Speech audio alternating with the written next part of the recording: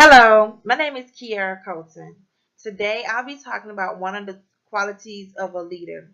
The quality that I chose was courage.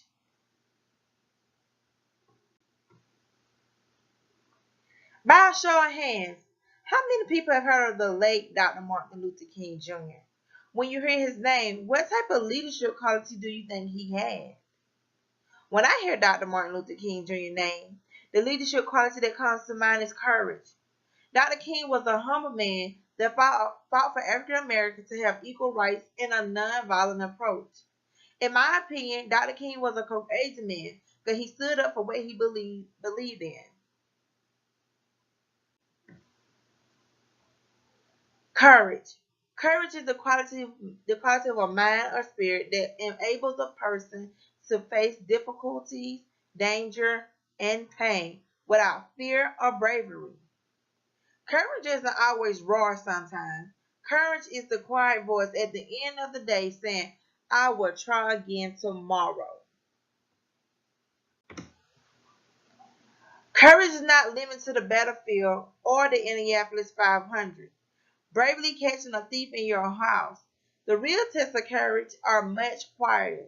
There are the inner tests like remaining faithful when nobody is looking, like enduring pain when the room is empty, like standing alone when you're misunderstood. Why do we fear being courageous?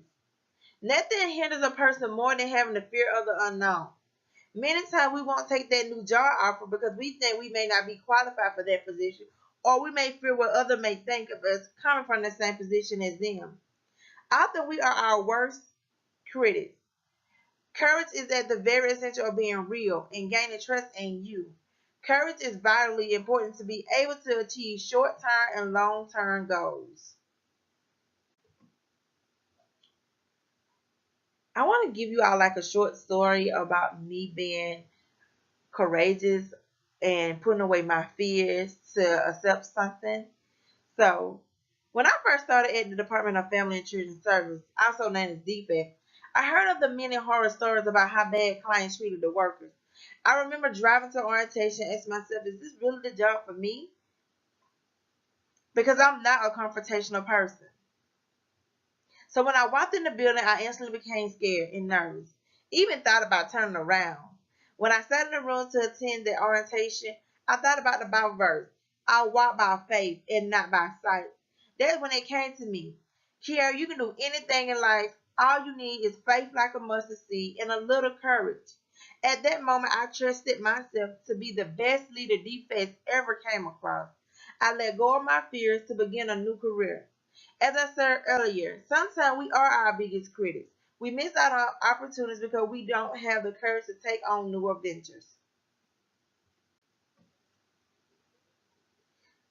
How I demonstrate courage is I volunteer at my church to teach Sunday school every Sunday. I also teach vacation Bible school in the summer.